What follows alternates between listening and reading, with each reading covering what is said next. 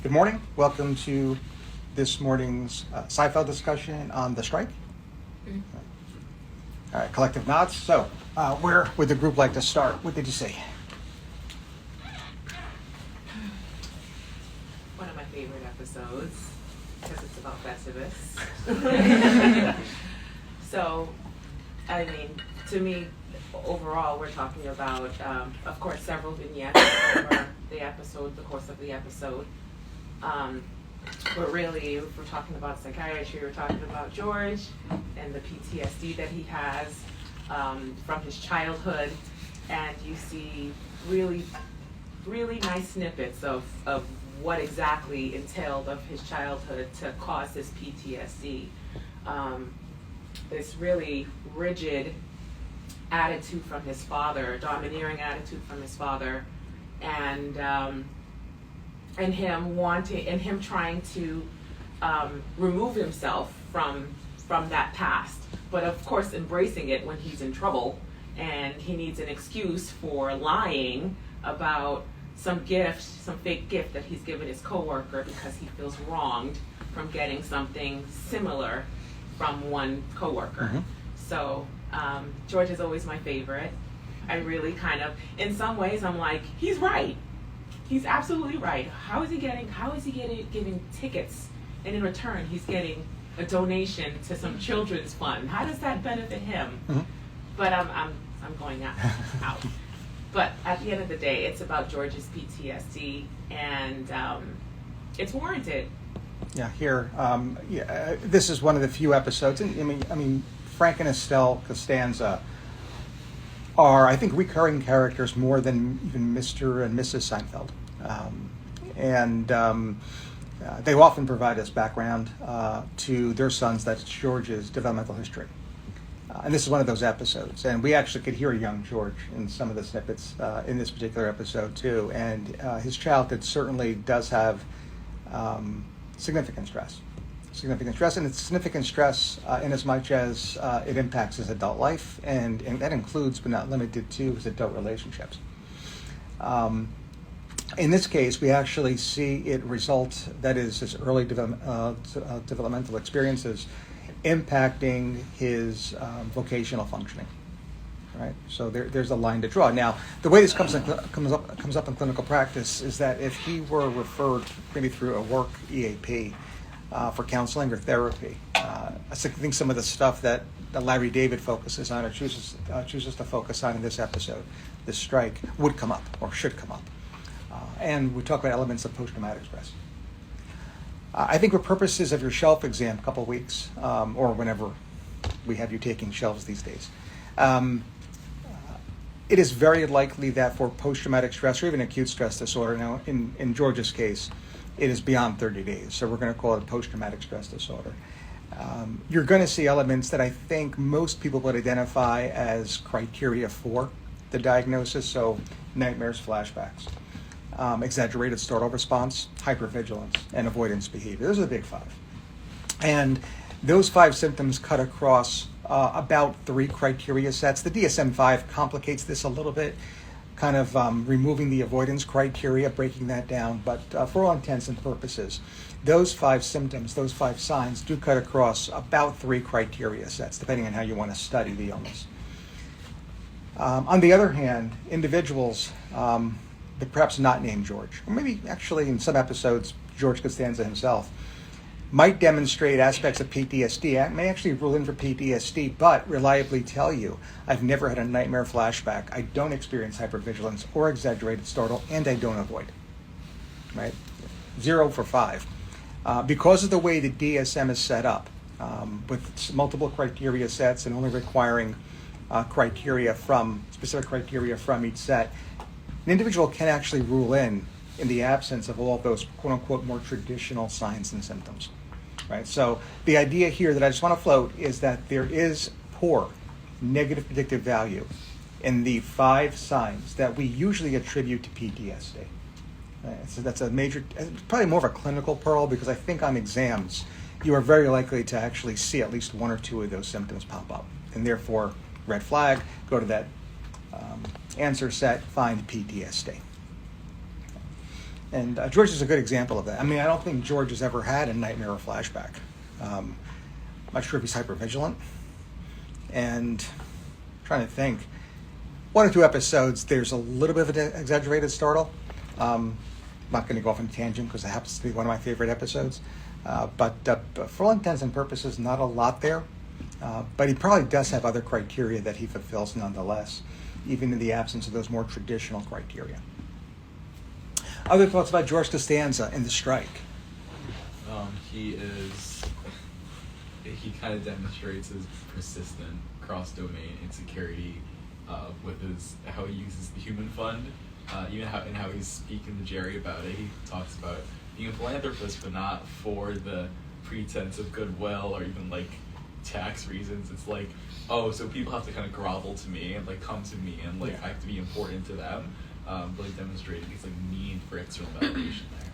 Yeah, not to jump ahead, because again, you don't want to put somebody into a time warp when they're in psychotherapy, but my gut says is that if in therapy I'm not seeing this particular individual use altruism as a defense, and probably in lieu of that would probably assume a more immature defense that is rigid and maladaptive. And then which one depends on the episode, really, because he is so diverse in his maladaptive nature that we'd probably choose an episode and find a defense. Altruism's not going to be one of them. I thought Frank was just a really interesting father. That description of the fight that he had at the store many years ago, when he decided to make Festivus a holiday, when he got into a fight with somebody over the last doll, I think, the doll or toy, and the toy was destroyed in the fight, and what he got out of that was not, maybe I went a little overboard for this toy, but, you know, Christmas is bad and I need to make my own holiday. So this little, reshaping of reality to kind of fit your own convenience, this violation of, somebody's bodily, autonomy to go reach and pick up a toy that's on a shelf.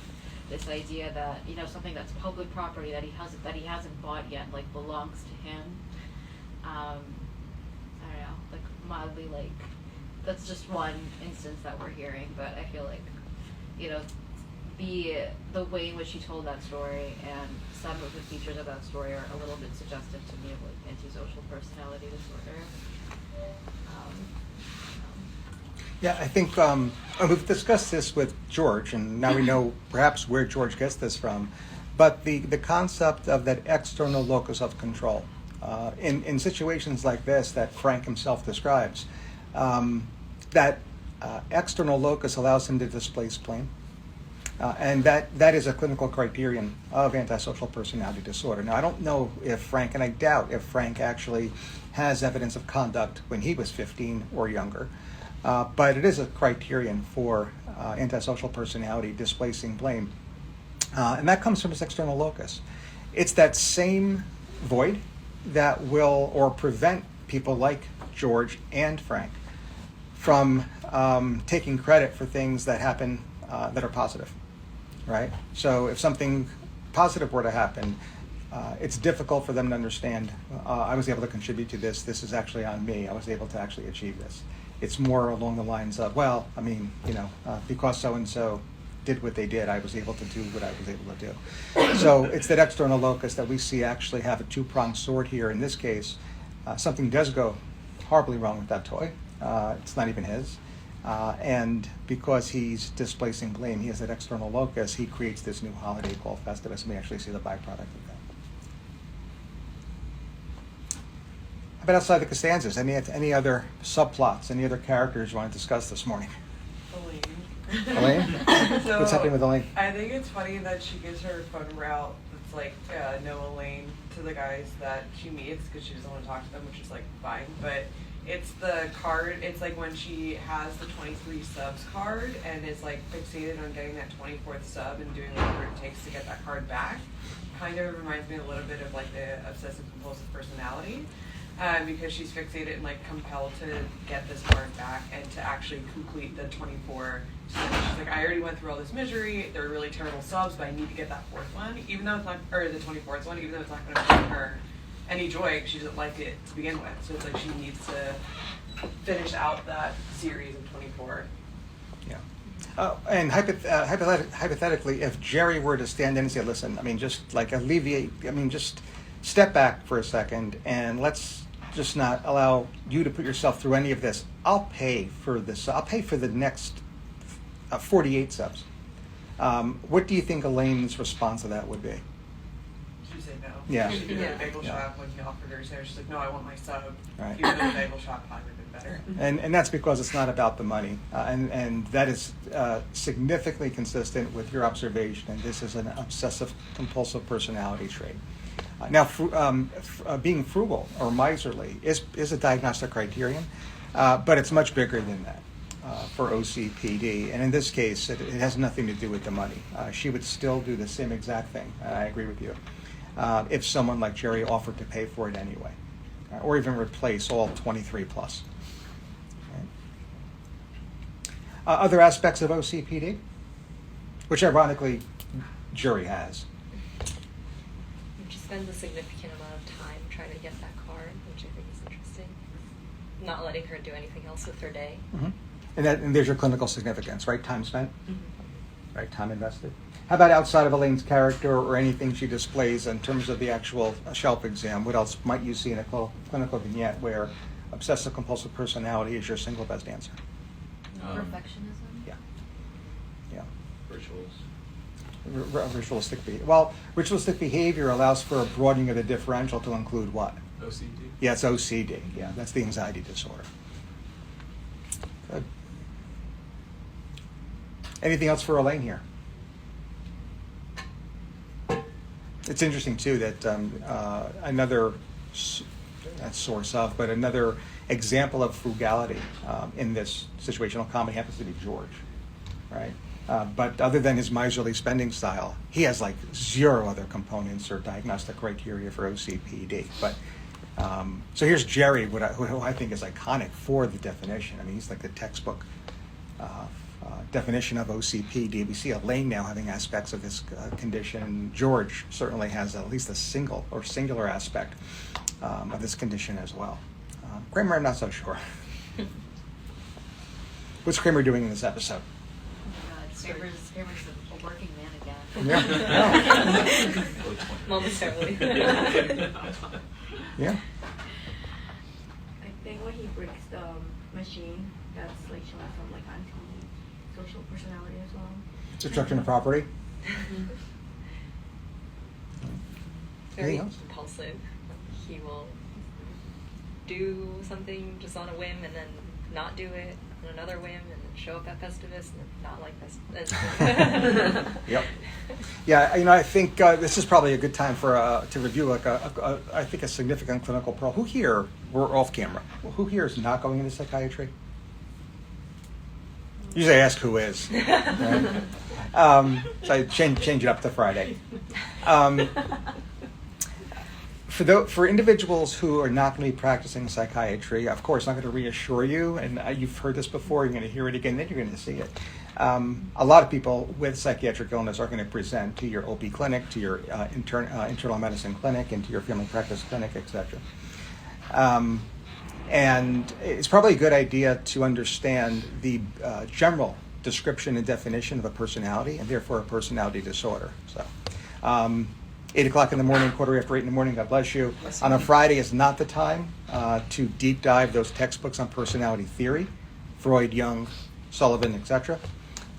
But the American Psychiatric Association has, I think, the easiest definition. It's a 4-part definition, and off of that definition, we can then begin to tease out what a personality disorder is. So the APA says that a personality has 4 components or domains. Right? Impulsivity, since you brought it up, is one of them. Does anybody know the other 3?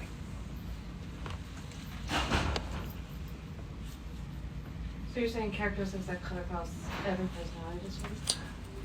Yeah, but I mean, if you look at the personality disorders chapter, it's actually literally printed in 4 bullets or numerals right there.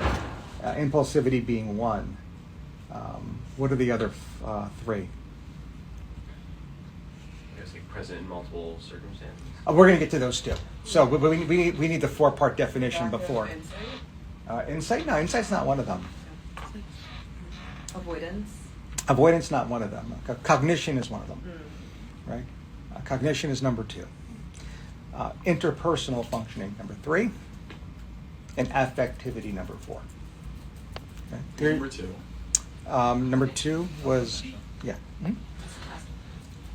So again, impulse control, cognition, interpersonal functioning, and affectivity.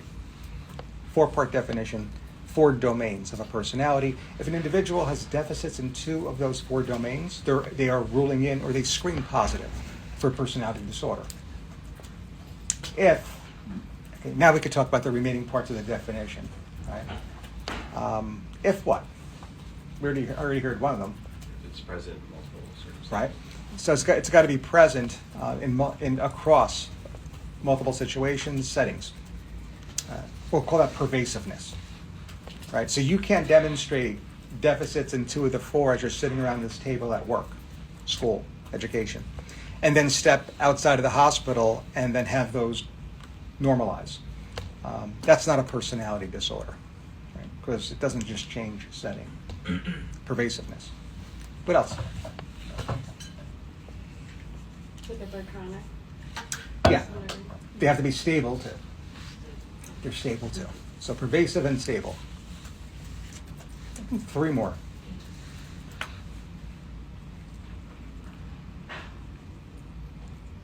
Oh, there's clinical significance. Good. 2 more. These 2 are so obvious that there might be some hesitation, but they apply to every single mental disorder, including the personality disorders. Not explained by medical or substance use. Okay, and then one more. Impact on functioning. We said clinical significance, yeah. Mm-hmm. And by the way, it's good that you repeat that because it needs to be repeated. Many people think that personality disorders, because they're kind of taught on the fringe of psychiatry, it's the way medical schools just set things up. And then there's the erroneous idea, well, they're not clinically significant, where things like bipolar schizophrenia are. It's not true. It's not true. Personality disorders have the D word there. Anytime you see that D word, it means that there's clinical significance. The other one is that similar to the behavior not being attributable to an underlying medical condition or the direct effects of a substance, they also can't be attributable to another mental disorder. Right? So if someone is in a manic phase, if they have bipolar 1 and they show aggressiveness, assaultiveness, a blatant disregard for others' rights, you can't diagnose antisocial personality until the mania is addressed and treated.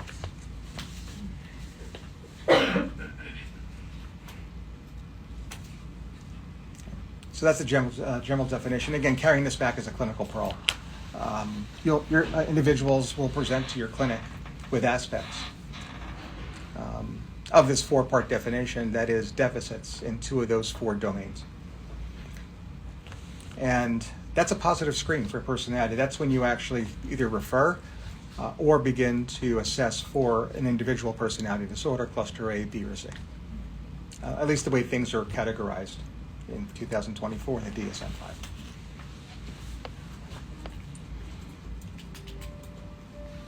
Final thoughts coming to the bottom of the hour.